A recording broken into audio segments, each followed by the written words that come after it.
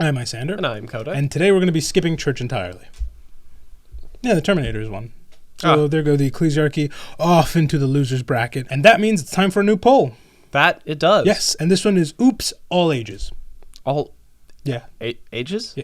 There's a lot to 40K, man. There's a whole timeline. I see. And we're gonna this one's gonna be all ages. That's it. That's how it's gonna be. It's gonna be the age of apostasy, the age of strife, the age of the Dark Imperium, and well, technically the Dark Imperium is today, but today keeps moving forward. Yeah. Yeah, we're gonna do that. I mean, you can still summarize the history of today. You can do that in real life. You can pretty much start it at like the Industrial Revolution onwards, I think. Well, today in 40K, which is Indomitus. Well, I mean, when we're talking about summarizing history today, because today is history of tomorrow, and we can still summarize the stuff from yesterday to get to today, so that when we get to tomorrow, we understand what the history of today was. Yes, and the age of rebirth. Those are 4 options. Sound off in the comments. Top 3 get made. Last one vanishes to go fight it out with church, I guess. I don't know who's going to win that one, but you know how it goes. Also, next week we're going to be trying something new, because, yeah. Something new? Yeah, poll's over. We need a new episode. And so we're going to be trying an SCP episode. Uh-huh. Yeah. Should be. Because, look, of course I'm into that. The Venn diagram of people who like 40K and people who... It's an oval. It's an oval. It's not fully the same circle, but they're real close. Yeah. So we're going to be doing an episode on that, and it should be fun. I mean, the horrors of the grim darkness of the 41st millennium and the horrors of what is hiding in that dead mall. Very similar. It's the infinite IKEA. Is it the infinite IKEA? It's the infinite IKEA. Have you? I've not heard about the infinite IKEA, actually. This is going to be fun. We're also Are we just going to go down a list of all of these SCPs, or just There's the most so interesting? many. No, they'll see next week. Isn't there a Wikipedia for these? You'll see next week. Also, update on the schedule. We will be taking the week of Christmas off, so the next episode after Christmas will be January 11th. So, stay tuned for that. However, we don't leave you out in the streets. We like to give, ho, ho, ho, and all that stuff. So, expect an episode on Christmas Day. Where's your hat? Okay, well, it was going to happen on Christmas Day. But sure, spoil it. Yeah, well, okay. If you're gonna say ho ho ho, you have to wear the hat, or then it becomes harsh language. It's gonna be fun. Get it? It's gonna be special. The funny joke, and it's gonna be themed after the holidays. So this should be very fun, and most importantly, it's gonna be pretty stupid. So it's fun. Stay tuned for all that. What's new? It's the both of us. Yeah, it's on brand for us. Speaking of 2, did you know we have a Patreon where you can get 2 episodes every single week? You like that segue? Yup. Yep, exactly. We gotta sure. Yup. Yep, we gotta get the bills paid. That's a stretch. Yep. Hey, it's how it works. But by heading on over there, you do get genuinely twice as much content. I did check. It's like 80 something episodes. Yeah, it is. I mean, we started the Patreon like what? I don't know, 2 months into. So they're only missing like it's a lot. It's 4 episodes, both audio and visual, delivered right to a computer or phone near you, as well as access to the Discord live streams, which might be changing in 2025. I'm not going to speak on that. Stay tuned for it, though. It should be fun, and maybe something when we crash our next goal of having more patrons than custodians, which. It's a wild thing to say, but hey, it's possible. So stay tuned for all that. For all of you already there. 10,000 custodians, right? Yes. Ish. I mean, it's not like a perfect bean counter amount. It's just they're hard to make, and roughly this many exist. Yeah. Nobody's really keeping track. And I'm going to be honest. If I find out we have 10,001 custodians, I'm just going to round it. That's net helpful. We have 1 spare. That's fine. That's fine. That's fine. That's like finding a new Primark in the basement. Cool. Wow. Great. He was always there. Don't worry about him. We need this now. For those of you signing up as I speak, thank you very much. For those of you already there, thank you as well. Together, we can have a custodian's amount of people and forge a weapon mighty enough to slay Mr. Beast. Numbers-wise. Numbers. I just want that to be real clear. We're not going to actually slay Mr. Beast. I just want that to be real clear with all the... Though that's a funny play on words, slaying the beast. I know, right? Yeah. Just with everything going on right now, I just want that to be super clear. It's just numbers. I'm not about that green hoodie action. I thought it was a gray one. What matters is, I'm not about that, nor will I weigh in on that. Nor will I weigh in on that. It's neither here nor there. I'll just say, if you want to play a fun game, go count people. You know, just go like 1, 2, no healthcare. 1, 2, no healthcare. 1, 2, no. I have no opinion here or there. That's just a fun game that you could join in with some people who are playing it. Mm-hmm. And that's fine, I guess. It's... Yeah. Yep. Speaking of things that are blurry, we are going to be speaking about Terminators today. Yeah. Because they blur the line between what is a set of armor and what is a tank. It's a walking tank. It's an upright tank. That's a reference to a mech game from the early 2000s. They also blur the line between like what is personal armor and what is a mech, because it's real. It goes either way. It's weird. It's in between. Okay, so like, you know, Space Marines, right? We've done this song and dance before. Mm-hmm. Super duper tall, super duper fast. His finest weapons, clad in the finest armor, and can they spit shall acid know, and eat brains and absorb memories from that. Yeah, because why not? I guess. And they shall know no fear. You know the whole bit. They are the Imperium's finest weapon. If you ignore their other finest weapons. You know what I mean? Like, they're the Imperium's finest weapons in the way, like, a carrier is our finest weapon, you know? It's real handy. Nobody's debating that. I'm glad we have them. Mm-hmm. There are weapons better, but I'm glad we're not using them to erase cities. You know? It is what it is.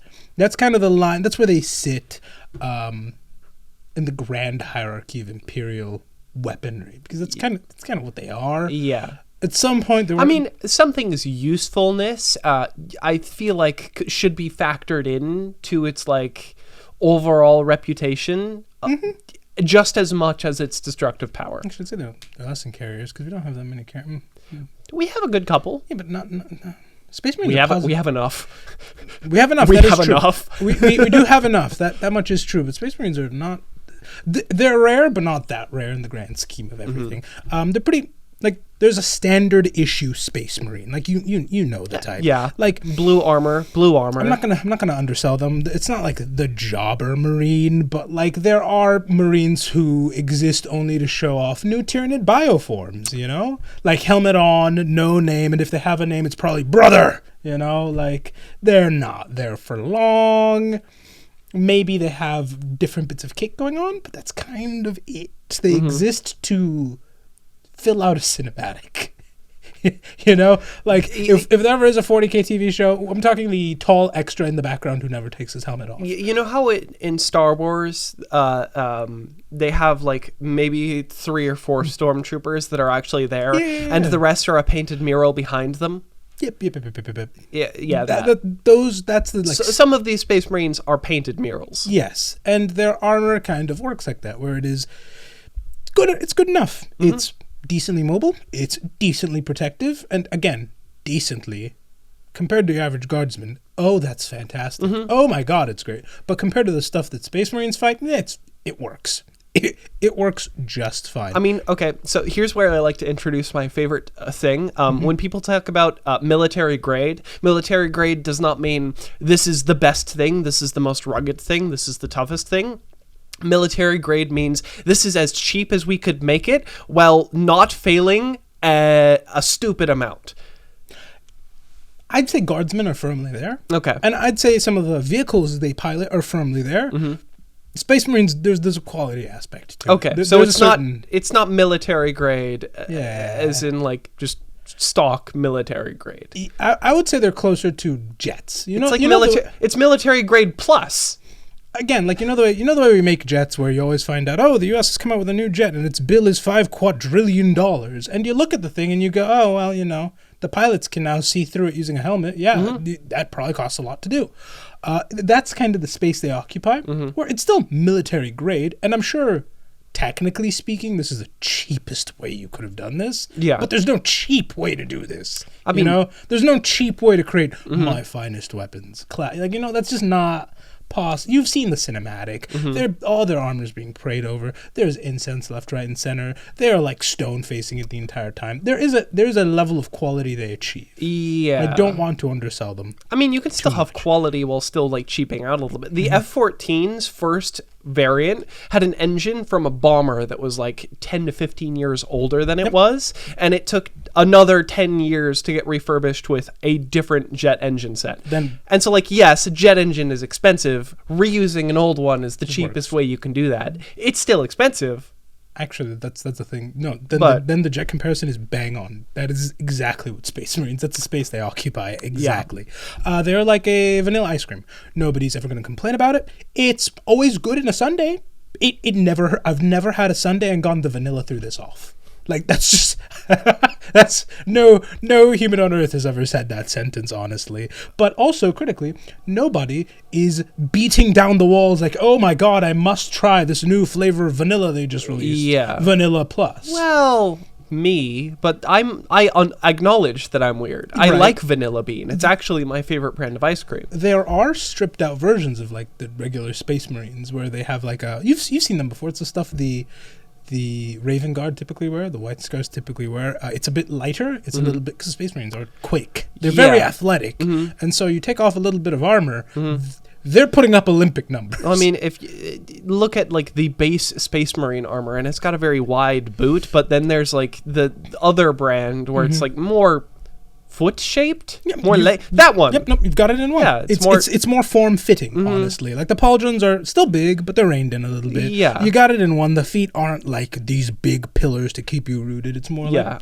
it seems like it'd be a little bit more ergonomic, a little bit more maneuverable. You're not gonna like you might feel a little bit of the Lego that you're stepping on, but you'll kick most of it out of the way still. Yeah, and so that it's a little bit lighter. It's a lot faster. There's a lot of sensors on it, as you can tell. There's all kinds of antennae on it. This is mostly for recon, scouting, deep striking. That is exactly what I was thinking. The beaky variant of it, right? You're gonna love this. You know the way like is it the SR-71 with all the sensors and the they all have sensors. They all have that, nose, right? Yeah, right. Space Marines helmets, the beaks. That's what they're for. Wait, really? They have all this. They have extra sensors crammed in there. Oh, that's funny. No joke. Is that not? I saw that and I was like, oh, you're gonna love this. What's funny is if they're designed the exact same way, that means you can like the nose cone comes off and there's a little disc going woo woo woo woo scanning. I can only hope. I can only hope. But yes, they do have all that paired with the most lethal human being we could make, plus a gun worse than a Barrett 50 cal. So they're very good at their job. They're so good at their job. However, you touch this armor, and again, you being a threat relative to a Space Marine, you and me, no, we're not getting through this. We're not getting through this. No. But a Tyranid, they're really easily getting through them. They're huge, right? So the other end of the spectrum, the heavy version of the spectrum, is the Terminators. Which I assume they just add like a whole hell of a lot extra armor. Yes. Yeah. Funnily enough, actually, like the heavy class in Space Marine 2 is not in Terminator Armor. They're in like the newer Primaris, like because new Space Marine Squared came out. We came out with a new flavor of vanilla. It's great. Everybody try it out. It's double vanilla. Which honestly, it's somehow a more vanilla. The reaction was exactly that of just yay, you know. Cool. But they did get it's got a very cool name. It's called Gravis Armor, and it looks so cool. Do we have a picture? Yeah, of course. I brought a visual aid. Okay, right? I see. It's like slightly bigger. There's a little bit. It looks like there's a little bit more fortification around the neck. It's got this is a marine of import, so like ignore some of the fun stuff he's got. I'm not looking at the iron halo. I'm more looking at the collar around it. It's very good. It's improved. It's a step forward, and this is what the heavy class wears there. But like the real jump from medium to heavy for Space Marines is getting dreadnoughted. I mean, there's all kinds of little things in between. Like there's Tacticus armor, which no prizes for guessing what that's for. Jump pack armor, again, no prizes for guessing what that's for. But all of them pale in comparison to the Tactical Dreadnought Armor, otherwise known as Terminator Armor, which is why I will always mix up the two of them because... I see. I'm positive I've already screwed it up once this episode. You have before, and I haven't understood why, because to me it was very clear, like, that is a dreadnought, that's a Terminator. I at least know what they're shaped like. Why are you mixing these up? Yep. But okay, that makes sense. And the reason it's called Tactical Dreadnought Armor is I figure it's easier to deploy than a normal dreadnought. So it's a little bit more tactical an option. You figured it out in one. Dreadnoughts are very, very useful. Like, nobody's going to debate a dreadnought's useful. However, the prerequisite of being a quadriplegic is kind of a tall ask. Yeah, you have to like get near death and be saved to be dreadnoughted. Yeah, and then you're a task to ship. You've become a whole logistics hassle at this point. And think about how much there's no way I'm tactically deploying you anymore. Right, and best case dreadnought is you're quadriplegic, right? Like, there's a lot of dreadnoughts out there where half the backpack's a dialysis machine, for goodness sake. Like, there are Marines where there's barely enough Marine to constitute a Marine inside that sarcophagus, you know? There may be a torso or a head in there. And so this is supposed to get close enough without us needing to inter you in this set of armor. And you look at this image of Terminator armor being put on, and you can see the dreadnought bits of it. That's getting as close as you can to a dreadnought without... Look at how many members of the Mechanicus are present. Yeah. Like look. This is a whole event. Yes. This is giving that one John Wick poster, but the opposite energy. Yes. Yeah. Yes, exactly. It is the best to the Imperium. This is Gillette. This is the best a man can get. This is the best a Space Marine can get. It is so... We'll cover this as we go through it. It's so much. It's so bulky. It's so slow. It's so expensive. And it's basically bulletproof. It is the closest a Space Marine will get to matching a Custodian. Period. Because they have not died, so I assume they retain a little bit of their Space Marine frightening mobility while still being given the heavy armor that is kind of a dreadnought. Yeah. It all starts with power armor, which is like we've covered this before, so we're going to cliff note it a little bit. It's like it works exactly like Fallout 4. Do you remember how that system works? Start collecting fusion cores. You're close, actually.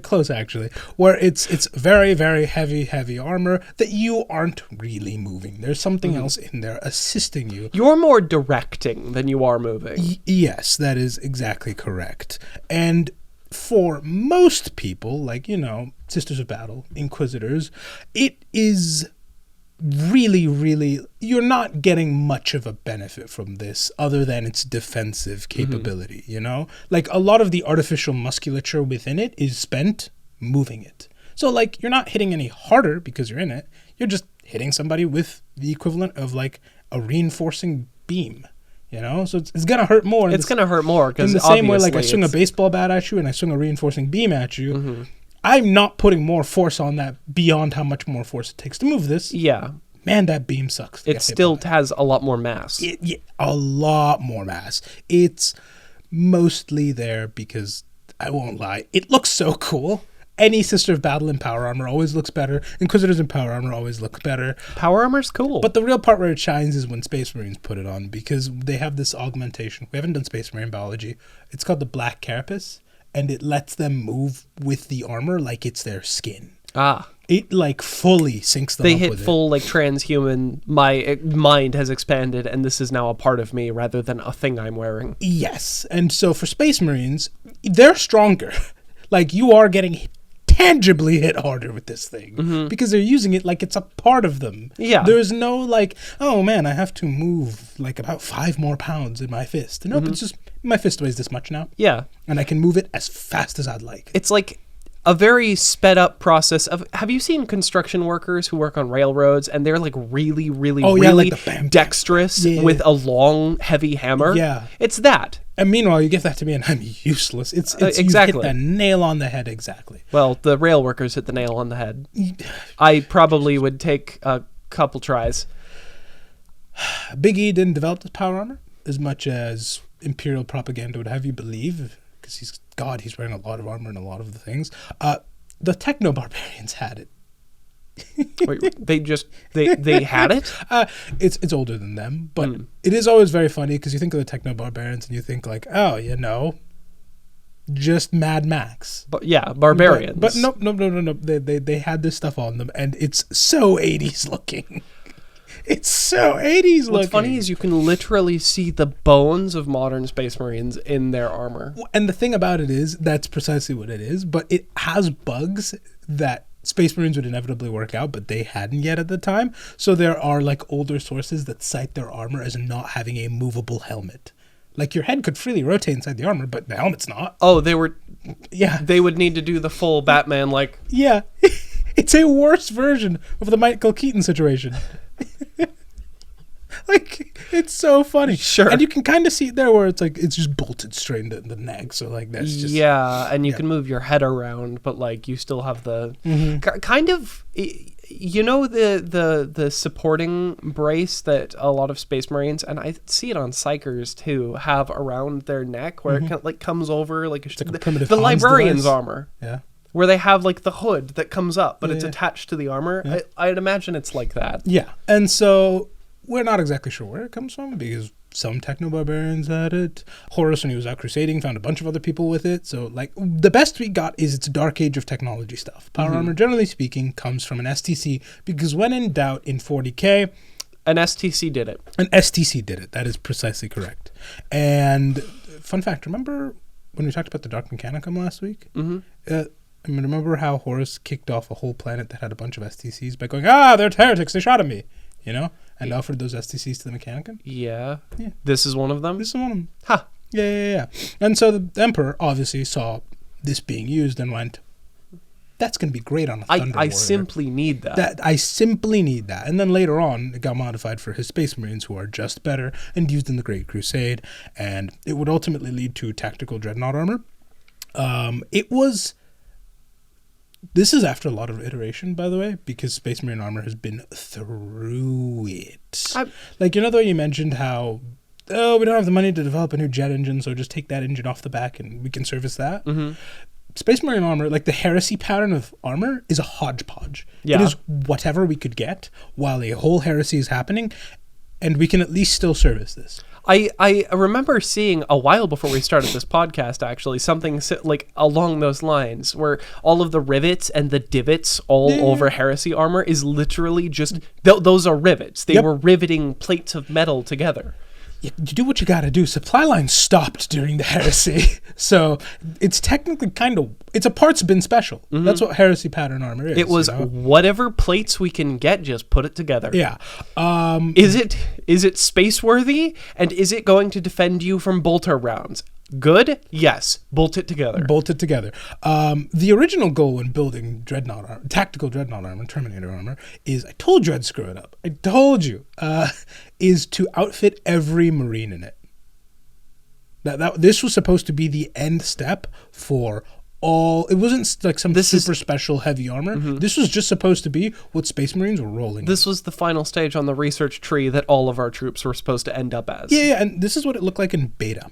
I see. Like really, really drink that in. I'm seeing they made the pauldrons a whole lot better or bigger, but the mask is like very different from the modern. It's kind of Juggernaut, you know? Yeah.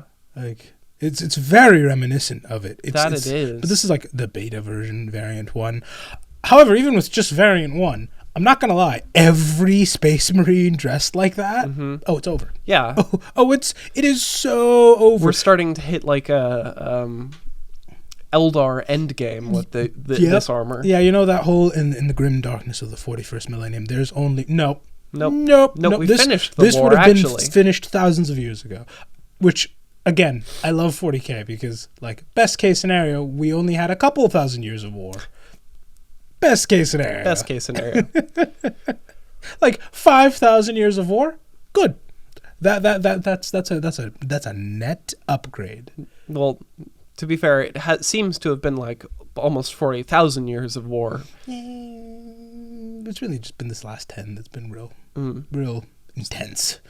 It's quite a bit. It sounds like it. I don't know. Every time we talk about like past history in 40K, Oh, someone was always at war. It seems but like the it whole seems galaxy like a very being at war is a little odd. It seems like a very Cold War situation where we're not necessarily at war with the USSR, but we're fighting the Korean War and we're fighting the Vietnam War, and there's something happening in Afghanistan. Yeah, that's pretty. It seems like that is what is going on. We are technically in perpetual war, but not really. Not really. Yeah. And so you imagine every Ultramarine outfitted with this, every Salamander outfitted in this, the Black Templars outfitted in this. Oh my God, it's so over. It's so over. However, that did not happen for reasons we'll get to later. The original brief was you take the best parts of armor and you amplify it to the max using a little bit of tech from exosuits that they got from the Dark Age of technology and what they've learned from dreadnoughts, which is a lot, frankly. It's a good place to test armor. Yeah. The platform of exosuits they were stealing some tech from was originally designed to work on orbital stations from the outside. So it was already real tough stuff. Worthy, yeah. I mean, it could take a hit because, everything in orbit's moving shockingly quickly. So it was able to survive hit impacts from stuff like that while also being sealed from the outside environment, which is very, very hostile. Space isn't conducive to life. No, it's not. Who'd have thought, right? It's perpetual vacuum, and it's incredibly radioactive. Yep. The exosuits are also designed to withstand corrosive materials because obviously they were, so they just enhanced it to withstand any form of chemical warfare. Because why not? They were designed to also survive intense pressure and intense heat from plasma reactors. I mean, they kind of already had the pressure in the negative with the space worthiness. I figure it was just reinforcing it again, positive this is as for well. a plasma reactor. Ah. So we're just adding more, effectively. That was the original design brief, and so they just buffed that to the point where it could withstand hits from most energy weapons, as well as even more pressure. All of that combined makes it so incredibly hardy that a Terminator has been stepped on by a Titan and been fine because they were in Terminator armor. Huh. Yeah. So, I mean, it's chemically resistant, it's energy resistant, it's resistant to kinetic impacts because they buffed that too while they were working on it. If the Scout Space Marine armor is you step on the Lego brick and you feel it a little bit, but you're able to kind of kick it out from under you. Mm-hmm. And normal Space Marine armor is you don't feel the Lego brick at all. This is you are the Lego brick. Yep. You got it. And this is just a normal, again, ish Dreadnought armor doesn't go. I mean, Terminator armor doesn't go to anybody. But still, it's not like he was Angron squatting this thing, for God's sake. Yeah. It's still a Marine. This should be death. Mm-hmm. It should be like getting bug splat. And nope, he was fine. Nope, fine. Yep, he was fine. They just in this footprint of a Titan, they looked down and saw him sitting in an outline hole of his own armor. You got it in one. It's got all kinds of tech added to it too. It's not just hardy, so it's got like a teleportation homer, so it can get anywhere it needs to. It has teleportation? How do you think they get that thing places? It's certainly not walking. It's certainly not walking. Okay, sure. Right? It's got auto sensors, threat detection system, so it's because I'm going to be honest, it's huge. It's Terminator armor. It needs backup sensors. I figure that it needs backup sensors. It's not rear view mirrors, but you know that thing that a lot of modern cars have where they have cameras where they're supposed to be. I'd imagine it's that. Yeah. It's got cameras pointed over the shoulders backwards and just a feed into the helmet. Yeah, it's designed to be able to mount most weapons. Pretty much anything you could bolt to a tank, you could bolt to this thing. Not everything you can bolt to a tank. But a shocking amount of large weapons like assault cannons, shoulder-mounted rocket pods, storm bolters, which is just, a bolter wasn't big enough, so let's just duct tape two of them together. I see exactly what you mean when we're starting to blur the line between power armor and mech suit. Bigger thunder hammers, chain fists, lightning claws, the whole nine. Power fists, because of course. I mean, look at him. Yeah. Real quick, I need you to look up BattleTech power armor. Power armor? Power armor. Okay. Because the power armor in BattleTech is more like a mech suit than it is. Actually. Yeah. A little more than that, but yeah. I mean, I've seen shoulder. I think it's the elementals that are BattleTech elemental. Yeah, but I think that's kind of insane. Moving through combat, managing all of that recoil. Yeah. Yeah. That's a tank. Yeah, it's where is the line here? That is an upright tank. At what point is this not a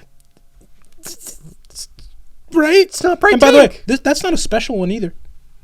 That's just normal. That's just normal. It's kitted out with rocket pods, but Yep. that's the only Yep. special thing. So you have a guy with a minigun, twin missile launchers, and a chainsaw for home defense. And yeah, no, he's just a rather heavily armored individual. Then you have that guy with twin flamethrowers, and he's the size of 3 NFL linebackers wide, and 2 of them standing on each other's shoulders tall, and he's just moving through life like that's okay. When is this no longer a man in armor? At what point do we classify this as a tank? This is a tank. Because I would argue that's a tank. Listen, I've seen less armored tanks, frankly. when I need to measure something in like square linebackers, that's a tank. Yeah, now. no, it's a tank. And these guys are the mechanical version of the Space Marine debate of where is the line between a person and a Space Marine? Because like you give a person a second heart, their cardio is great. That's all that's changed. Yeah. You know, that's a net upgrade. Third lung, yeah, I get it. Again, better for the cardio. Acid spit, brain eating for memories. Right? We're starting to hit the weapons territory, but like you still need to be a person to Right. read memories, and you still need to be alive to spit. Muscles like cable, like do you see what I mean? Where is the line drawn? And these guys do the same thing. Where is the line between tank and Terminator? Because I cannot find it. And I'm gonna be honest, I'd rather play catcher than M1 Abrams than round a corner and see Sevitarian wearing this stuff. Because yes, he got it. And you'll have to censor the bottom half of that image. That is frightening. That's a Night Lord dressed like... That's not any Night Lord. We've covered him before. No, I know we've covered him, which is why I would not want to see that. Yeah. Terrifying. I won't lie though, he does rock it. Like, he does look... That is stunningly cool looking. He's definitely... I don't know what he's serving, but he's definitely serving something. Well, that guy in the corner Has been served. I mean, kind of. I mean, you can literally see like in his grip. Wow, that's very well done. Very detailed. Yeah. Very detailed. Frighteningly detailed. And by the way, almost. there's a couple more Night Lords behind him dressed like that, head to toe. There are See why I'd rather play Capture the Tank? many things I would rather see before seeing a Night Lord in Terminator armor. And that's a thing you can round the corner and meet. You tell me they can teleport, and that the Night Lords have them. Yeah, the Dahmer Marines got this.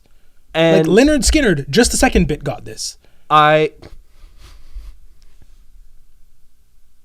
Every Marine got this. They were all armed this well. I'll put myself in the box. Yeah, Thank you. Yeah, exactly. Like this makes regular Space Marine armor look like tissue paper. Yeah.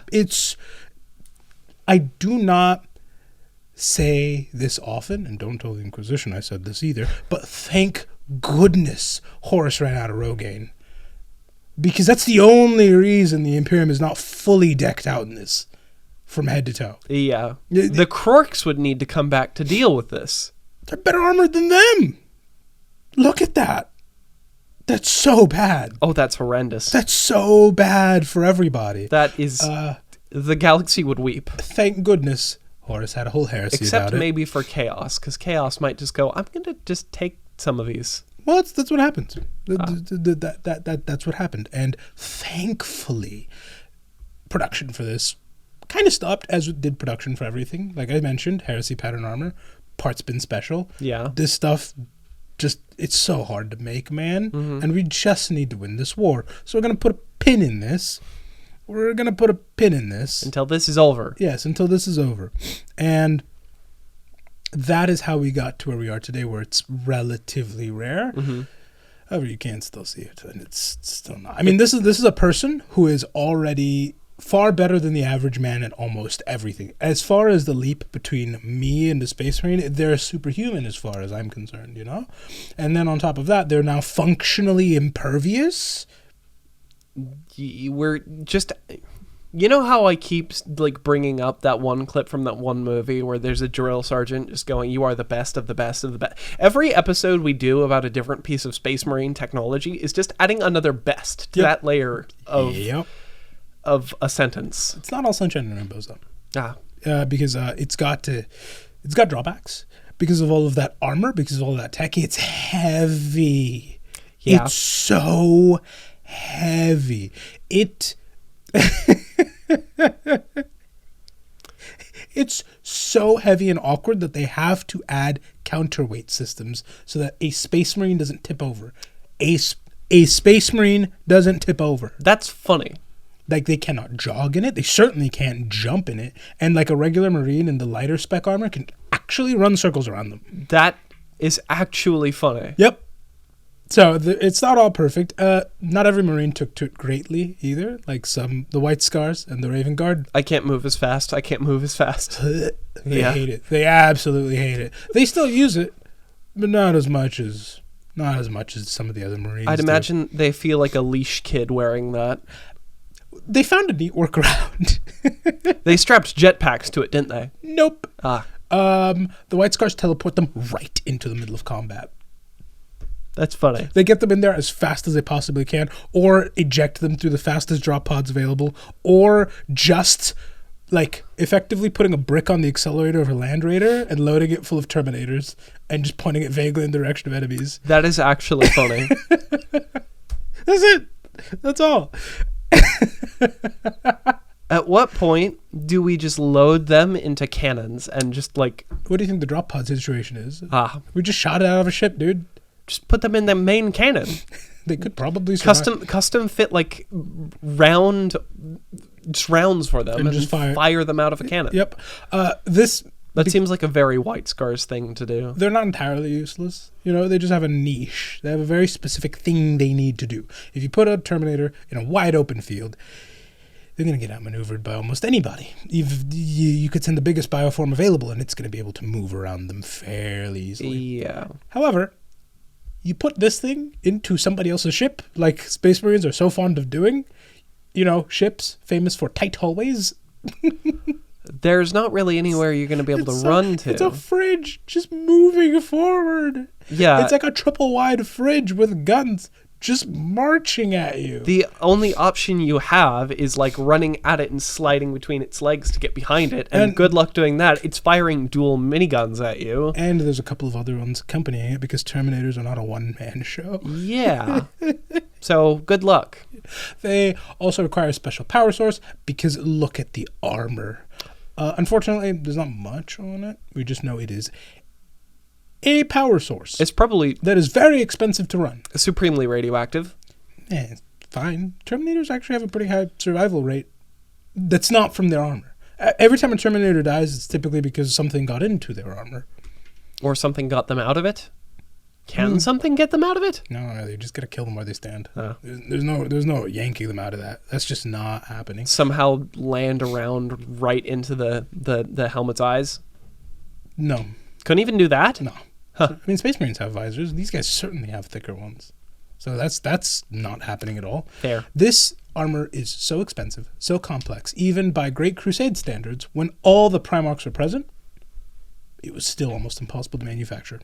It was and this is the Great Crusade. This is a time period where they built ships so large that it's normal to be exploring the bowels of a ship, take a left, find a skeleton, and go, oh, that guy must have been working on the ship. I wish they gave him a map. Oh, well. Yeah. That's the scale they're working with, and this was still difficult to make. Yeah. Do you see why the heresy happening just relegated them to only existing? This is a project now. We're going to put this on the back burner. They only exist for the first company, the most elite in most Space Marine legions. Beyond that, you don't really see them because nothing new was being made during this time period. Yeah, this was, and in the time period after, because like Tech and 40K stagnated hard after that. Well, half of the galaxy and half of the Primarchs went bye-bye. Mm-hmm. And even some of the loyalist Primarchs still went bye-bye. And a lot of the technically minded ones are gone. Yeah. Yeah. So yeah. It's real rough. As you can imagine, because of that, they don't like losing this armor. It's hard to make. It's hard to keep. It's hard to run. You really don't want this armor going away. Mm-mm. And that is compounded more so when you realize what is usually laid within the armor somewhere, which is the crux terminatus. What is that? It's this little thingy. That little thing. Yeah, it's that little thing. It's a tiny little skull. It's a little skull with Yeah. with a cross on it. Yeah, yeah. Why is this so important? It's on the left shoulder of every single set of loyalist Terminator armor. Is this like a dog tag thing, or It's like an honor thing. Okay. It's given to veterans, and often Terminators tend to be veterans by default. okay? So this is kind of like a dog tag thing. At least like get their name. Yeah, and inside it is a tiny fragment of the armor the Emperor wore when he was fighting Horus. Ah, that's a relic. That is a holy relic. I Yeah. see. Yep, and so allegedly, That is why that's important. yeah, so they shattered his armor and spread it out across all of this. Allegedly, there's a lot of Terminators out there. I don't know how much of this is still intact, but that's where it's kept. And as you can imagine, man, when this stuff gets lost, they're willing to move heaven and earth to get it back. Yep. It is chapters will change their whole objective if that happens. Objective: get that holy relic back. Yeah, and that's also why they don't just hand it out to anybody, because man, oh man, that's a big deal. You can't be a normal person in Terminator armor. I mean, you have to be important. Period. That's like. That would be like handing out a fragment of the Shroud of Turin to someone. Mm-hmm. Bring it back. Yeah, you bring it back, please. Obviously, everyone who wears this typically tends to have a name. It's the stuff Abaddon wears. It's the stuff that was scaled up for the Primarchs to wear. If you note, look at all of them. Yeah. Obviously, some tweaks were made. It's not the exact same thing. Because I'd imagine it's still a pain to manufacture. Yeah, like you saw, Cephitarian gets a set. If most named Marines get a set of this stuff in some form of another. And on the tabletop, which isn't the perfect measure of toughness, it makes them almost as tough as Custodians. They're like shy a point, who also get their own set of Terminator armor. There's Custodian grade Terminator armor? Of course there is. How? If we can barely manufacture regular Terminator armor, how did we get Custodian's Terminator armor on the lines? We'll get to that later. For now, let's cover the Space Marines, because I want to finish up all the formations, because there's quite a few formations of them. And because they tend to be the important veterans in any group of Space Marines, there's a lot of flavor going on. There's a lot of fun flavor to be had, you know? Starting with number 1, the Lion, the Dark Angels, the Deathwing, who are... It's medieval knights. It's Arthurian knights. Okay, that's cool looking, though. In Terminator armor. Yeah. I don't think there's much more I need to say. The CIA's drowning. Look at them. Look at them. The CIA, if they found the knight in shining armor and just took his shining armor. Yeah, they're so cool. Their first company are, they're trained to be very, very specialized. A lot of other people's companies tend to be, well, you're a veteran, so you should be very good with almost anything. The Dark Angels, you are good at this one thing specifically, and you are the best guy at this thing. Yeah. So we need somebody to die via sword. You are the sword guy. You are the sword. Get out there and show him why you are the sword guy. You are the sword dying guy. Yeah, and so have fun. And it's pretty good, because then you can form squads with them left, right, and center. That's not that interesting. The most interesting thing about it is joining the Deathwing is how you get let into a couple of secrets. Because the CIA, there's secrets on secrets on secrets. Mm-hmm. So the longer you're there, the more you learn, and the more cagey you tend to become. Yeah. So you'll figure out the Fallen exist as you get into this, but you won't necessarily know that there were Dark Angels at some point. You'll just know those guys are a bit weird and we don't like them. And think about that. That means there's a big chunk of this group of Space Marines that don't know they have ops. They just don't know. And then even then, you get promoted and you don't know that they were once your brothers. You still don't get to know that. You just know that, hey, there are problems. So as you keep on going, you tend to just become more and more isolated and learning more and more about You pick up knowledge like a snowball, but you're still in the middle of the snowball, and now the distance between you and the edge of the snowball is becoming wider. Yeah, until you make it to the very, very the deepest depths of it, and you're in the inner circle, and they're called Deathwing Knights, who come on. They have an aesthetic. They do, have in a vibe. fact, have an aesthetic. They stuck to it so hard, and Yep. I love that. Next up are the Firedrakes. You want to guess who these are? Salamanders, I assume. Yeah, you got it. Yeah. They are almost extinct. They are the first company of salamanders. They are the biggest. They are the most elite. They are because it's a salamander, it's not just he hit stuff the best, so we promoted him. But like they typically have a lot of mental control. They tend to be very kind, very courageous. How many people have you saved? I mean, think about it. How selfless is your average salamander? And think this is the most selfless of the most selfless. Like for them to have been this selfless for this long and still be around, they were good at their jobs. Yeah, they were. It is like that. It's one of my favorite scenes in the MCU where like you have scrawny, badly CGI'd Cap leap on the grenade. And he's not stopping it, but like he at least tries. You know what I mean? It is effectively a group of people who've jumped on every grenade available and are still standing. Yeah. It's so impressive. And they've actually jumped on multiple grenades and are still standing. Unfortunately, there are not very many of them left because they're jumping on grenades. No, actually. Oh, it's. I would think this is mostly because of their willingness to put themselves in danger for other people's lives. Such a fair guess. However, heresy, because it was my one favorite battle map in 40K. Oh, you know the map. No, not this again. Yeah, the map of it's the Iron Hands, the Raven Guard, and the Salamanders in the middle, and it's just all red all around them. Yeah, that map. Like, those clickbait thumbnails that you see? The battle map is that. Yeah, it is so bad. With the arrows pointing towards the middle, too. Yep. They were literally surrounded by every single traitor legion, save for like the 1,000 Suns, maybe. Who were off doing... If I remember correctly, I think that map has everyone else. Yeah, it does. It is so bad. So as you can imagine, there's not too many left. However, because these are the best and they're very strong, a few were able to make it out and preserve the core of what their formation means, as well as their culture, and keep that legacy going. There just isn't that much of it left. However, it did do the great job of traumatizing them. So much so that it moved Vulcan to upgrade the Terminator armor, and he put out a prototype that looks like the originals. It's the wall. That's the best way to describe it. It is screw neck motion, screw reasonable pauldrons. I love the gun mounted on the back. You're a tank. You are just a tank now. You are a moving mech suit, and I love it so much. If they back you into a circle, they don't. You will back them. I'd like you to note most of the gunfire is at knee level. Yeah, and they're terminate because salamanders are very big. These are dreadnoughts. These are just dreadnoughts without the... I don't know. Incorpsification. I looked really hard. I couldn't find the height for this prototype, sadly. Yeah. But I'd wager it's taller. Really? I think so. Because think about it. Because Terminators, most salamanders are pretty big, right? So the Terminators, if your average Terminator is like, 11 feet? Because they did put out like a scale model, so we do know at least the average height for an ultramarine Terminator, which is 11 feet. Sure, right? Yeah.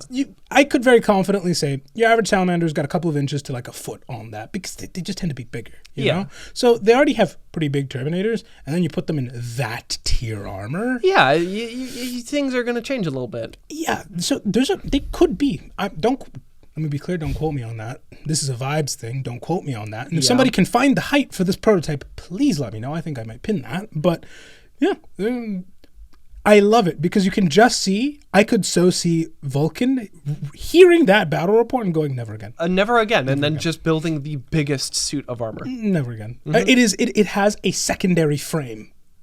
Yeah. There's a subframe? So the regular frame? No, not a subframe, a secondary frame. So the regular frame becomes a subframe, and there's a second frame to mount extra plating.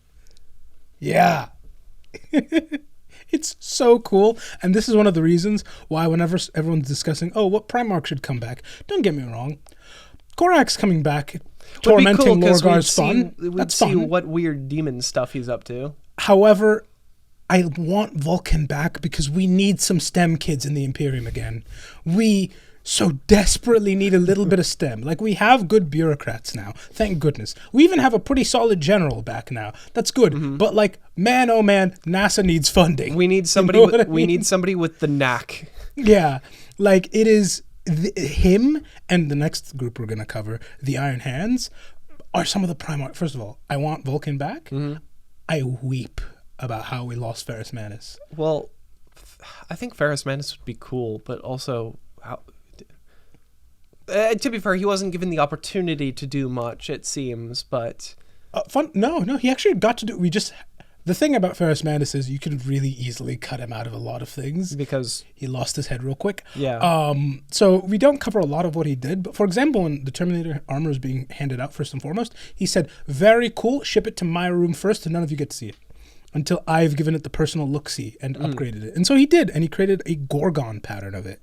And he made it better in almost every single way. And did he say, we're shipping this version? Yeah, this is the version they use. Yeah, it has, instead of just regular armor, it's also got a conversion field on it.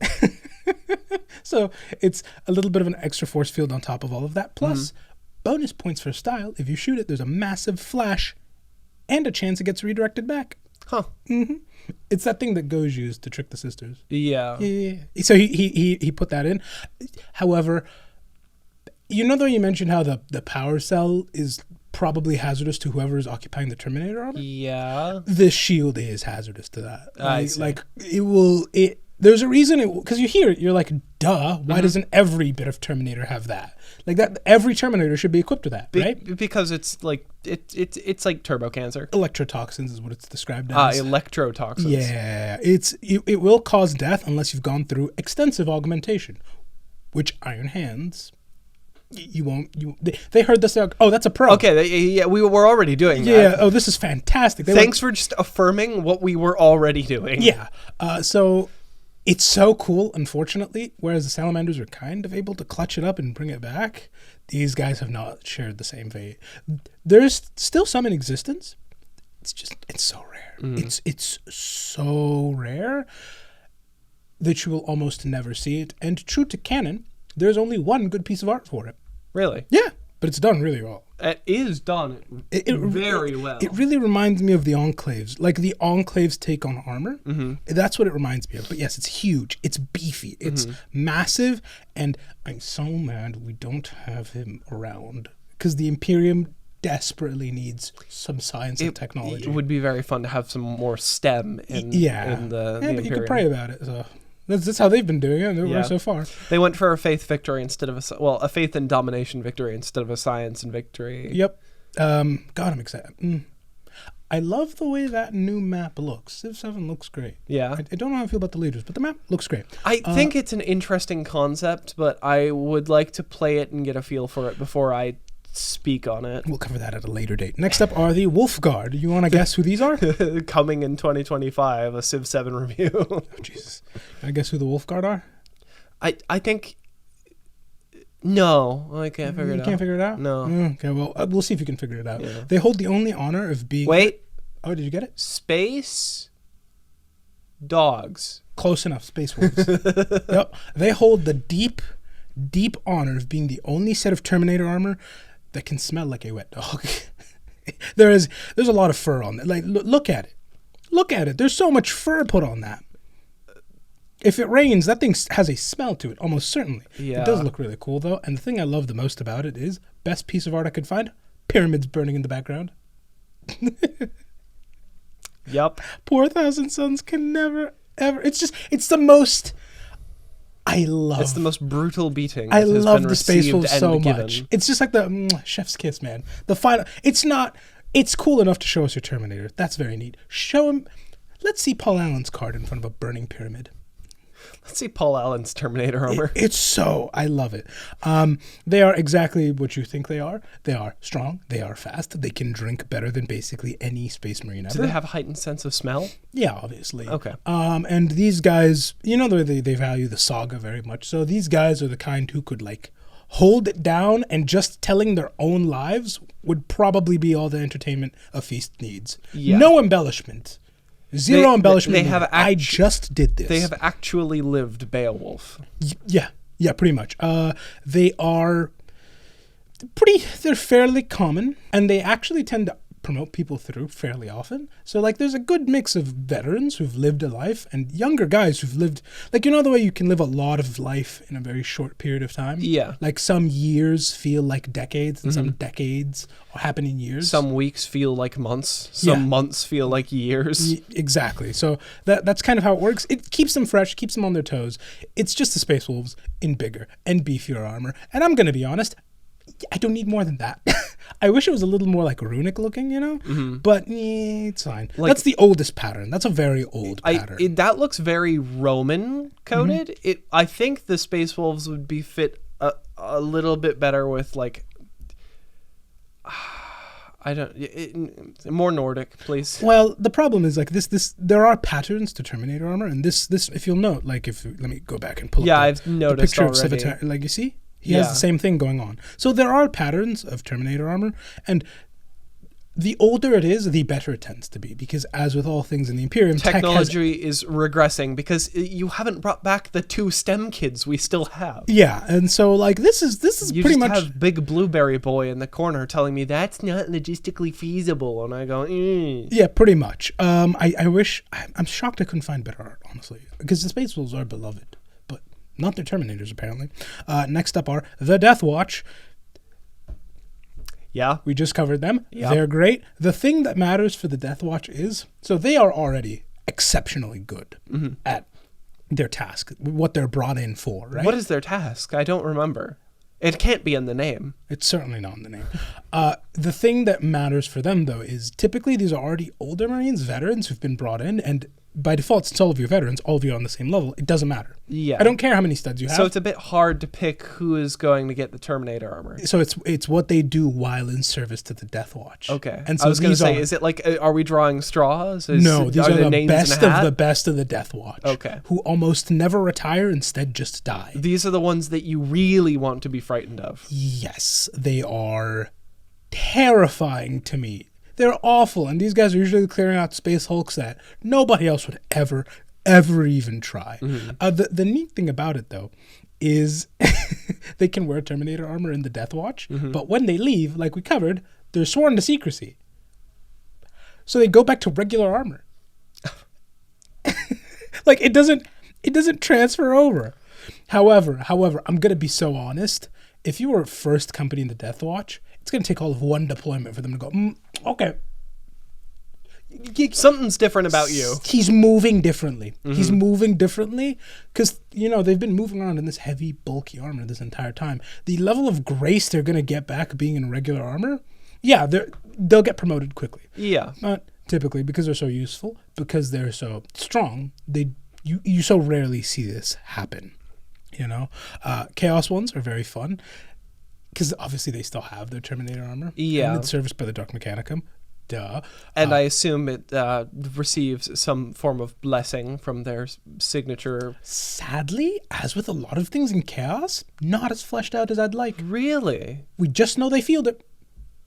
So, like, Zenchian Terminator armor doesn't get a spare tentacle, like a tertiary tentacle? I wish, like the Thousand Suns. They're called the Scarab Occult Terminators, and they answer my favorite question in any setting ever. What if we put the mage in heavy armor? Yep. And then that mage is competent enough to hit you with a Khopesh the size of a steel beam. Those are the questions they answer. They are elite. They are horrifying. It's a wizard that can take a hit. Yeah. Do I need to say more? No, you need to be worried at this point. Veritably invulnerable, and he can cast magic missile at you. It's such a problem. It's such a problem. And you can't really do anything about that because good luck's stopping his concentration from within that armor. Yeah, exactly. Side note, your boy's about to play a wizard. If you have any ideas, let me know in the comments. I'm thinking of ways to flavor a spell book, but, you know, tanky wizard's what I'm hoping for. That's the goal here. But yes, that is what the Thousand Suns are accomplishing in this.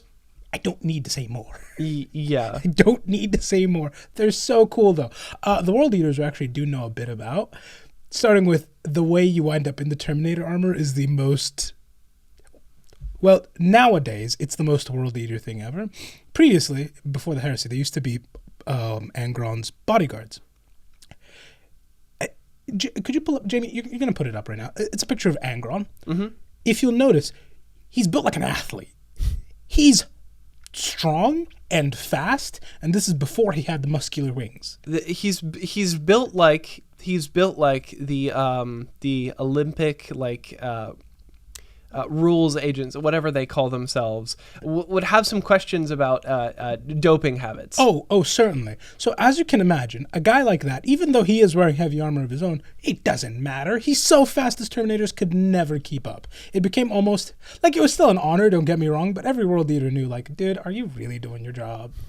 Are you really defending Angron? Because he's about a football field away from you. Does he need defending?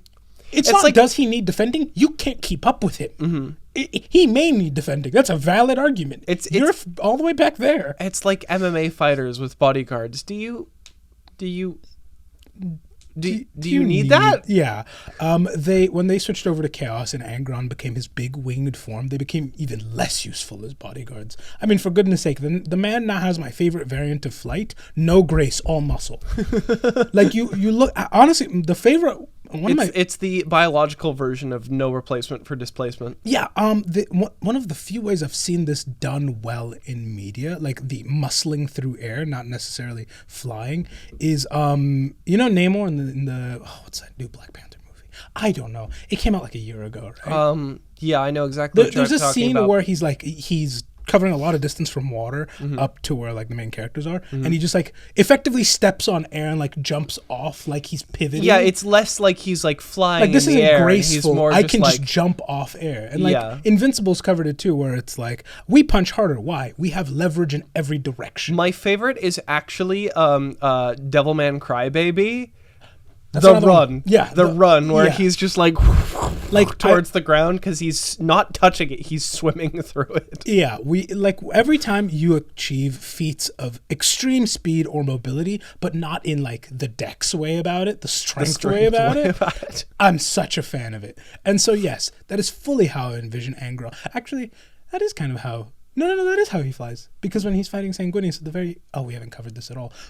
Quick cliff notes. You know how this happens. All the brothers are on Earth. It's a big brawl. Yeah. Sanguinius and Angron are going at it, and it's described as Angron's like trying to catch up with him for a little bit, as Sanguinius is just like, because look at Sanguinius. He's gracefully floating through the air and absolutely like washing him in this. Mm-hmm. He also does a superhero landing, if I remember correctly. It's been a while since I read it, but Angron.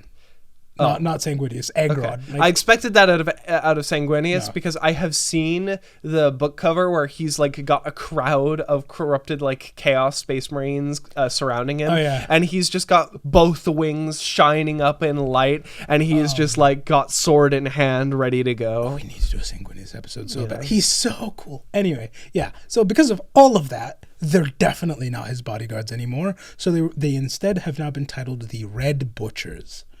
And what their job is clean to have, up. Kind of. They're crammed with even more butcher's nails. Because they worship corn. Why not? So they're even angrier, and they're literally tack welded into their armor. Like, they cannot leave, and they're just in the ship's hold, chained up, like violently frothing. Until the time's coming, there's a cut the chains, they drop them into combat, and you know exactly what they're doing. It's so funny. Basically, the hounds. Yeah. Korn is the god of like wild dogs or some of the things he's really often seen with. These guys are very much so. It makes sense. Yeah. Oh my, it's so fun. Unfortunately, you don't see them too often because you can only have so many red guys who are buff and yelling and running at an enemy. You know what I mean? Yeah. Like,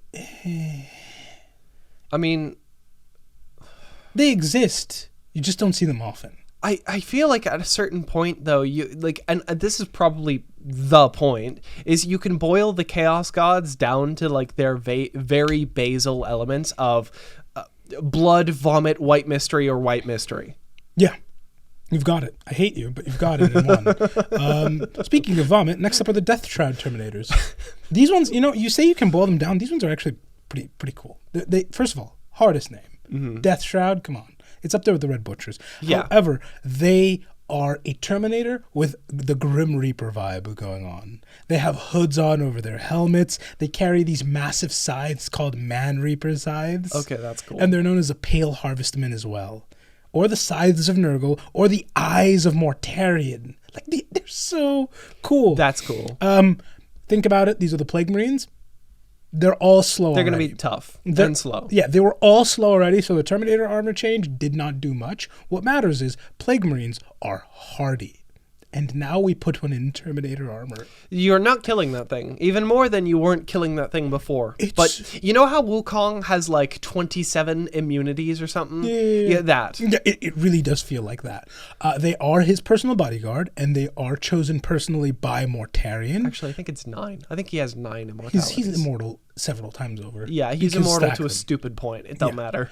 So he picks them. They're sworn to secrecy, and their faces are concealed. You never really know who they are, and they're always, it's so cool because y'all already know I love Mortarion. He looks good in almost any bit of art. He looks good in almost all of his models. Every time somebody competent paints Mortarion, it's always stunning looking. I love it. Or is so good it literally changes the canon design for the character. You know, and the thing about Mortarion you must remember that makes him even cooler is every time you see him like floating over a battlefield, pox spilling out of him, 49 paces away are these guys. Because just like slowly. 7 times 7, get it? 49 paces away, yeah. Nurgle's got good branding, dude. They all do. I wish I did head math better. Yeah. Because then I would have immediately done that square root and realized, shit. Yeah. Clever. However, they are also the reason they have the moniker, the Eyes of Mortarion, is he doesn't need much defending. He's not, like, this isn't an Angron situation of him outspeeding them per se. Mm-hmm. He's just competent, you know. These are more his like venomous totems than they are his however bodyguards. So he will assign them out to other people in places where he deems that they are needed, which is great because I'm a random Chaos Lord and I now have one of these guys on my side. I'm winning. Mm-hmm. However, that is the Eyes of Mortarion on me. Better do a good job. COVID-19 is the least of my worries. Yeah, I have to do a good job. Because if Mortarion's watching, Nurgle's watching. Mm-hmm. Yeah. That's not just Papa, that's Grandpapa. Yeah. And there's so many others. Unfortunately, like they don't get too much screen time, I'm not gonna lie. So like these ones are the ones that get the most out of all of like the Chaos and the Loyalist ones. They exist, and maybe we'll do like the full comprehensive list if you guys want to, because everybody has Terminators, and everyone has their twist on it, and it's very fun. But I would love like a Tzeentchian Terminator that just looks like its bones, like it is literally just off the fact. You know how like planes come off the factory line and they're blank, they have nothing. Mm-hmm. There's nothing in them. Yeah. There's no liveries. Mm-hmm. I would love if the Tzeentchian Terminators were just like that, but like during battle, whenever they would need something, reality would warp and then something would appear, use it, go away. God, that is a very cool concept. I would fully agree. Just a completely unassuming blank factory Terminator, and then suddenly it has everything. It has everything it needs, and it's the most confusing thing to look at. Mm-hmm. However, we got to cover you won't see most of these Terminators. You'll never see these ones coming up next, because these are the Custodians. These are basically non-existent. I can't stress this enough. You will never, ever see these Terminators. Ever. How do they have Terminators? If we were barely able to get the regular ones off the shelf. Because think about it. If these are there's only 10,000 Custodians we have to outfit, you know? And Custodians are very expensive to outfit, don't get me wrong. But these ones, I'd say we only have a couple hundred. There's not many of them at all. However, if Terminators are as close as a Space Marine's ever going to get to fighting a Custodian, this is as close as a Custodian's going to get to fighting a ship. Like, it is, look at it. Yeah, that's large. That's insanely large. That's a Custodian. It's dwarfing, I'd like you to note. Yeah. We're starting to hit like Primarch or God Emperor tier at this point. It's so cool. Like, I'm pretty sure that stands eye-to-eye level with a Primarch. It's fully handcrafted, as is everything, and genuinely, there are probably systems that are cheaper than this armor. Deep that. There are whole systems that we could lose today And that would it would just have been be worth less write-off compared than to this sending armor. one of these guys there to try and save it. It's so scary. They obviously get the spear, but bigger, or an axe, but bigger. They have... You see that the wrist mounted double gun right there? Yeah. Right? Like you think, oh, big bolter, right? Well, now I don't. Grenade launcher. A CQB grenade launcher. Cool. It's so getting punched, then fed a grenade. Like, Just immediately. I love custodians. I love custodians so much. Excessive and They're silly. So That's cool. so good. They are the best of the custodians, so that means they're already 10 times more terrifying than everybody else. They're handpicked by the Captain General of the Custodies, who he's a whole menace in and of himself. Yeah. And this is the best man-portable armor, and I put man in quotation marks, because these guys are pushing what a man is. Yeah, we're starting to hit the limit of that. This is the greatest man-portable armor that has ever and will ever be produced by the Imperium. Not only does it have better servos so that custodians aren't hampered by it, they're already faster. Like, think about it. A base custodian, shockingly fast. Yeah. They've been put in armor that can accommodate that. And this stuff is so tough. So they don't have as much of the slowdown as normal Space Marines do in Terminator Armor? No. Oh. And it is so hardy, it has tanked a blast from a macro cannon. The primary weapon used in starship combat, the thing we covered when talking about the Imperial Navy, a macro cannon. And it just face tanked that. A rod of God, effectively. Cool. And it just tanked. It's an orbital strike. Yeah. It's an orbital strike, and it was still standing afterwards. Need I say more? No, I think I have a scale for the power of this thing now. So cool. It's so cool. The only thing more expensive is Primarch armor, maybe, and whatever the Emperor was wearing. Well, that's it. Yeah, I'm going to assume Gilliman's Resurrection Armor is still a little bit more pricey, but... Well, yeah, because it's a custom made and keeps him alive and very unpleasant to wear. But, Yeah. But it keeps him alive. It's unpleasant to not be in because, so many things. Yeah. But, yeah. I assume the moment he takes it off, death starts tickling him. We'll talk about it in the Gilman episode. Okay. We're not going to go. It's so cool. It's so cool. Don't quote me on this because I tried to look, but I couldn't verify this. I don't think anyone who's gotten this armor has ever died in combat. Do not quote me on that at all. Well, being able to tank... I just could not find it. Being able to tank a ship cannons around? And a regular custodian can roughly take on 6 million Tyranids if we go by that one time they did it. So... It's so cool. Imagine what this could take on. Genuinely, there is a very, if you are in charge... But I assume most of them stay at home. If you're in charge of an offensive and you've been given someone with this pattern of armor and you are in ship-to-ship combat, there's a genuine argument. Pull out, shoot that thing in there.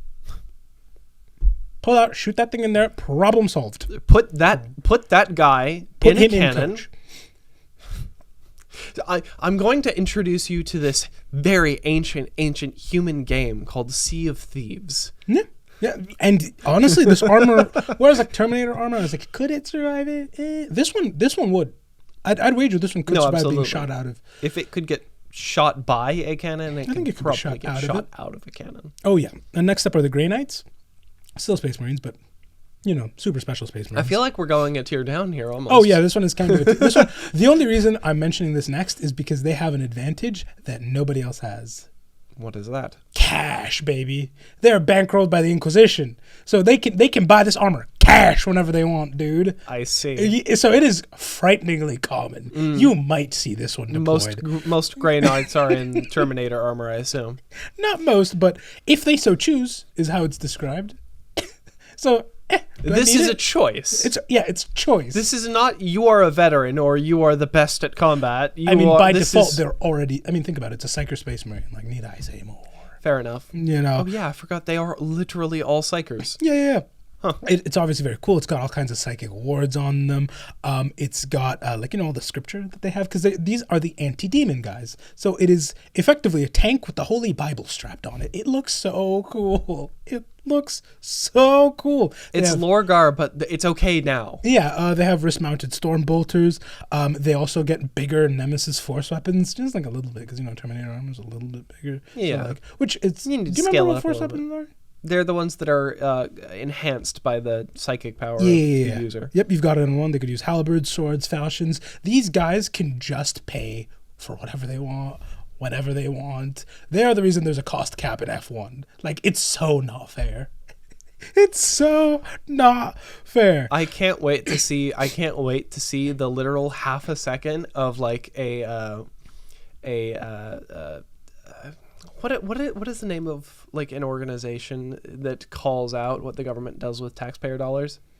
Oh, like Watchdog? Watchdog, yeah. I can't wait to see like a Watchdog podcast in the 41st millennium where it's just 3 seconds of some random peasant in the hive world going, so this is what, and then immediately a Grey Knight is through the ceiling crashing down on him. You know those videos you've shown me of like the US Navy firing a gun and a price tag appearing? Mm-hmm. I would love like the armoring cinematic, like, you know, the Space Marine armoring cinematic, but it's a Grey Knight putting one on and like it's 0, 0, 0. And then first step, $5 trillion. Like, first step, $5 trillion. Immediately, the bill just shoots that high.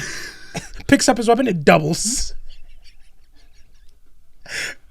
I would love it. Like, I'm telling you right now, some of this armor is so expensive, especially like the custodian one. It would bankrupt some countries. It's so funny.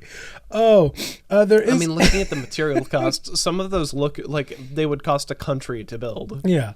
They also have a variant for normal humans, which is a step down. It is regular person Terminator armor, and it does not look like that. Okay, well, that looks like a it's really actually a lot cooler. Weirdly scaled version of a Space Marine. That does look cool. Right. That reminds me of the knight armor from Fire Emblem, not for a weird deep cut that you don't understand, but... Here's the thing about it. Do you see how cool this Inquisitor looks with that? She's got the sigil. She's got the thing on her spear. All the scripture everywhere. The people with the incense right next to it. Yeah. Like, you see how cool they look, right? That's the only point. They cannot operate this anywhere near as well as Space Marines. So this is purely as a flex. It's so expensive. I got to drive Terminator armor today. Yeah, the only people you see wearing this are Inquisitors and rogue traders who are very, very, very well connected. To say this is man portable is pushing it. Because they don't have the black carapace. They don't have the extra musculature. This is kind of just a net debuff, except they can survive getting hit a lot harder. This is as efficient to a person as a fighter jet is to a civilian pilot. Yes, it is effectively like, oh no, I'm worried little Timmy is going to get hit in football. Put him in Havel's armor. And like, yeah, he's not getting knocked over, but I don't know if he's going to be able to move on the field. But hey, you can put him in Havel's armor. What does his poise stat come out to? I have not enough. But yeah. Little Timmy will never have a better poise stat in his life. Never. But what do you think of the Terminator armor? I really like the Terminator armor. Again, I wish there was a little bit more on the Chaos end of things, but like everything else is really cool. Again, we can cover the other Chaos variants at another time. And these are Loyalist variants too that we didn't cover. Yeah. Like, obviously. I do think I resisted the temptation to cover the Ultramarine one. I wanted to real badly. Is it blue? Yeah, no, duh. Okay. It's the Is only... that the most Shut up. significant change they make to the formula? Shut up, go on. I do think it is still very similar to, like, in looks, at least, to, like, the battle armor from Battletech. Oh, yeah, we already saw this. Yeah. Yeah. I see it. Again, I think it's specifically the elemental, which is we'll get into BattleTech lore at some point, I'm sure. Oh yeah, there's no way that won't happen. Oh, you know what? I see it. Yep, I see it. You see it? Yeah. Oh yeah, you have to put this. Yeah, that I see it. Yep. Yeah, it's very. Honestly though, that looks. It is definitely smaller because that is a normal person. Here's the thing about this. Normal-ish. This is the thing I love about this. This looks like a reasonable response to armoring a human being. The thing I love about Terminator armor is if you put them side by side, you can almost immediately tell a superhuman is moving the Terminator armor. Oh yeah, because it's built for them to be able to move around it with relative ease. The elemental battle armor looks like as if the Tau were presented with the task of making a counter to Terminator armor. And then you put it next to actual Terminator armor and you realize, ooh. For the bit, I need them to bump into a custodian wearing that. For the bit, I need them to bump into that just once. They would have to be invading Earth, horror. I feel. And at that point, the custodian already has an opinion and has already juiced him. Yeah. Yeah, but I can still hope, you know? I could still hope and beg. You would be looking at a custodian in Terminator armor and a blue splat on the ground. I mean, here's the thing about them. What? I'm not sure what color they bleed. I don't remember off the top of the dome. I think, considering their complexion, probably blue. Probably blue. I mean, but here's the thing about this Terminator armor, and all of them too. It can teleport.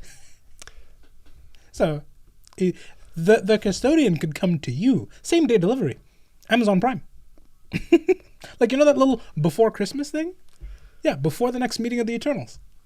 They could have one show up right at your door. Oh God! Like they are. I forgot it teleported. Yeah, and this is that really puts the entire episode in a different context.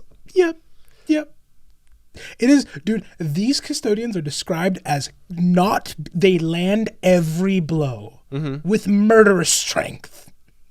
That's how it's described. Murderous strength seems to be holding back a little bit, honestly, considering what it is. Yeah. Again, the best way you could do a custodian game is just give me Dynasty Warriors. Just repackage it. Make me a little taller. That's all I need. Yep. But that does bring an end to this episode. No, it does not. What? We have mail. Oh, we have mail? We have mail. You've got mail. All right. Well. 2 items are already here on the set. Unfortunately, they didn't come with a note. Is that a painted Gilliman? That is a painted Gilliman right there. Oh, hold on. Yeah. Wait a minute. Oh, that's so cool. They didn't have a note, unfortunately. So, it's so well done. But oh my God, it's so well done. They are really, really well done. Oh, who did no note? No note. No note? Unfortunately, no note. Oh, well, thank you for the contribution to the Ultra Shelf. I think they messaged me on Discord, but I looked through my DMs and I could not find them. So. Oh, my goodness, that is so neat. Mm-hmm. Oh, I love that so much. Yeah, What's that one? This one is custom one for me. Oh, the dichotomy of man. Yeah. Custom for Koda, Gilliman. Mm-hmm. Just default. Safe choice. I like, he's a mech guy. I love that. I love this. Oh, that's so cool. But. And there's no name? Nobody to think? No. Well, you know who you are. Thank you for sending us these painted figures. We love you. Also, good job hiding that on the Ultra Shelf. I didn't notice it. Yeah, well, I figured that is where he belonged. Typically, I lovingly gaze at it at least once before we shoot. Lovingly or longingly or both? Yes. I'm just going to put these back, though, so that we have... are going to need some room. Mm-hmm. What's this? Open it and find out. Okay, well... I've already opened these. I shouldn't blow out your ears. Custodian! Topical! Very topical! Very topical for the end of this video. Will I need a custodian shelf? No. You'll need maybe free up some of this space by opening these and displaying them. I know I will. Oh, that's so neat. Oh, okay, that's very cool. Does this one have a name on it? Brother, I have 2 swords. One for the Xeno and one for the Herd. Yeah, and they keep them both polished. I was making a funny joke, but I think it flew by you. What? I have 2 swords. Next up. Does that one have a name on it? That one? Mm-hmm. Yes, the box it came in. Wait. Was there a letter? No. That one, I think, because people like to ship us things through Amazon, and I don't think that has a name or a letter with it. Well, sometimes Amazon lets you do gift notes, but I don't think everybody does that. If you do, send a gift note. I will read it. This one does have an address that I was trying to keep on the other side of the camera, you fool. Whoopsies. My bad. Oh, hold on. Oh, I see what you did. Yeah. Opening this without hitting the microphone is going to be I opened everything. You are going to love this. Let me see. What is this? Well, oh, there's a note. Hold on. There's 2 things. There is 2 things. Oh, hold on. So. Oh, wait a minute. Wait a minute. Oh. Yup. What? Hold on. Hold on. Wait a minute. Oh, hold on. Hi, Isyander and Koda. Merry Christmas. Hope you all like the gifts I just sent. Wanted to say I love the videos, and y'all always make them so fun to watch. And if my gifts are to your liking, maybe you can add them to the next poll. Oh, can add to the next poll Papa Smurf's return to Earth and his resurrection, and the time in between. Oh, I kind of accidentally did that. because that would be covered in the Indomitus one. Oh. That's a big part of it. Well, there you go. Well, I would. Okay, well, that is its own thing, though. Now, according to this, not a bribe. Yeah. This is just a suggestion, and don't let these gifts that are definitely not bribes sway your decision. Oh my god, I love this. Thank you so much, History 120. Oh, that's so neat. For those of you that can't see, because the computer with the notes is in the way, it is the thing from the Warhammer Plus that you get every month, and it is the Officio Assassinorum guy hiding out in the statue. It is one of my favorite figurines, and I did not get it when it was coming out. That model is so good. It is so good. When I learned I've always loved it. When I learned it was limited edition, I was like... It kind of pissed me off. Yeah, because this one is so cool. That love one it. looks like it's another... Yeah, it is. It is. I didn't know this one was a thing, though. Yeah. Like, I saw this, and it depressed me out of looking at them anymore. Because I was like, oh, that's so cool. Thank you so much. I really do love, like, Necron design, where reasonably these are, like, perfect robotic beings, but they still make them look, like, hunched over and decrepit. Well, because they keep the stuff from their, like... Yeah, so he's just like, I'm an older guy, probably. Oh, I love this.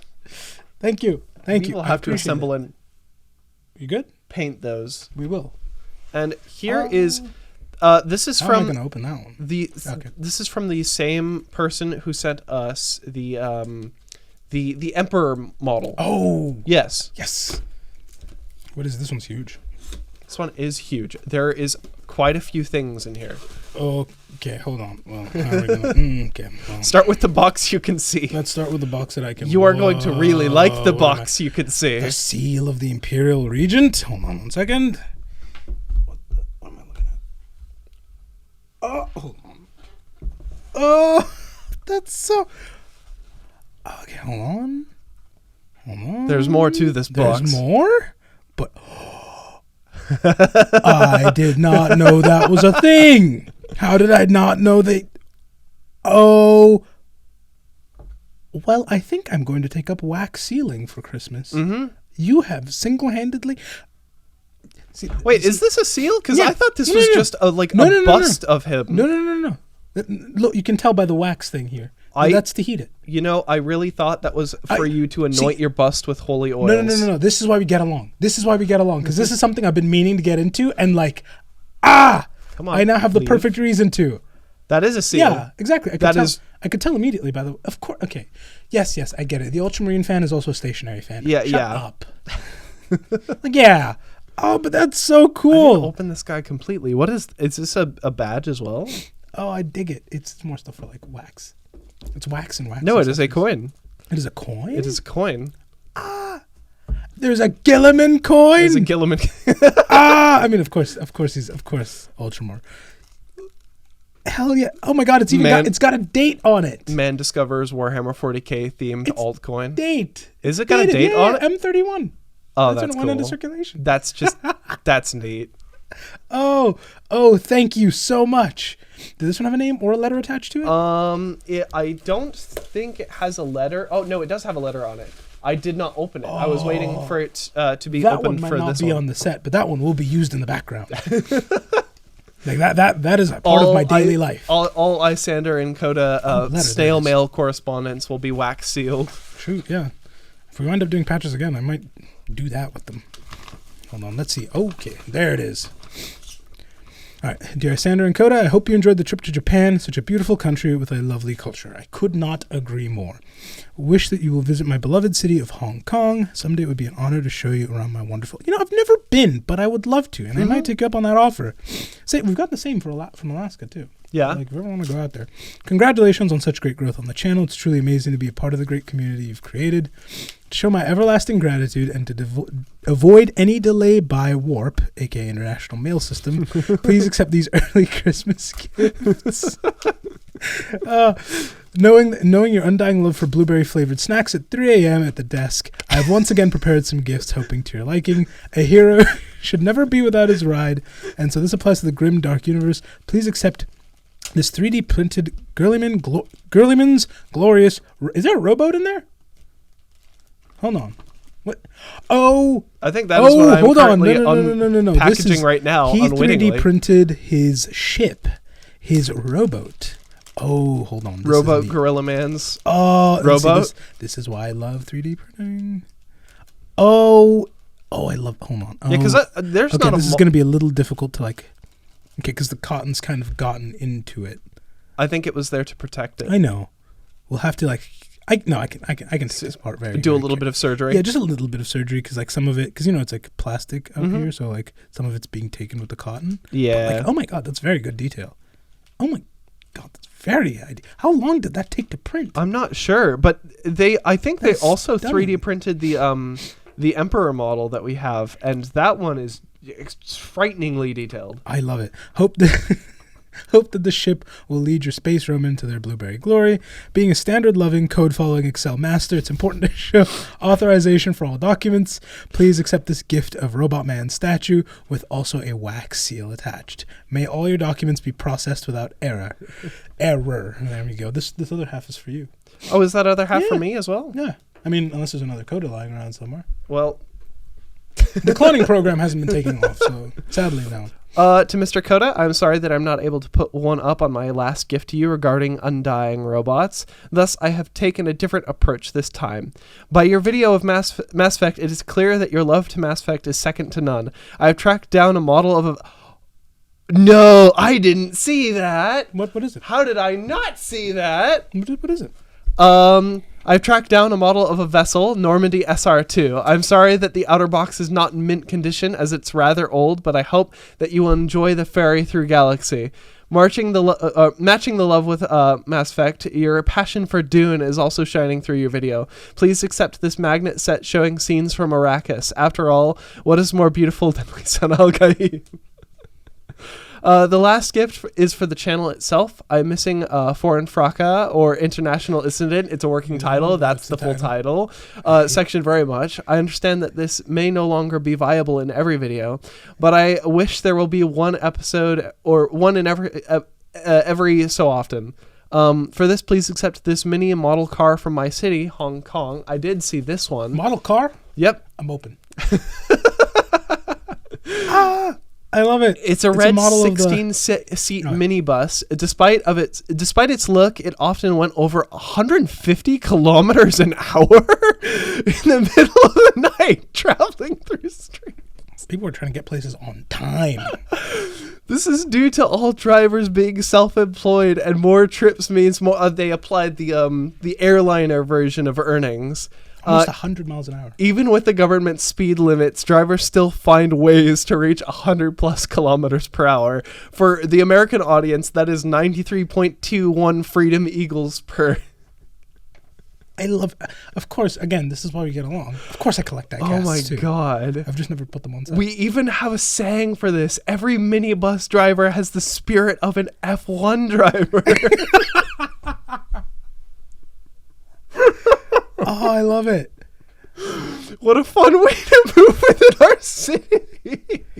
That's harrowing. I would be buckled up and holding on. If it happens frequently enough, there has they're to good be enough. a system for it. They have to have. Once again, sorry for my broken English and hope you would enjoy my gifts. Thank you for everything. Your loyal supporter and listener, Jack the Kitten.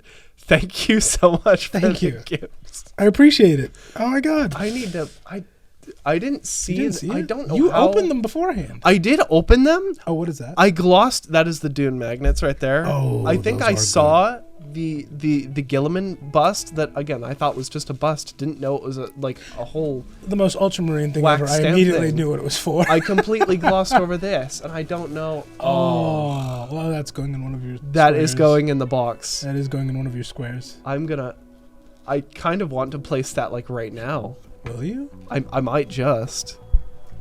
Well, we can do that one. It could be there in the next episode. Oh no! It will be there. It will in fact be there in the next episode. Oh. Oh. No scissors needed. Boink.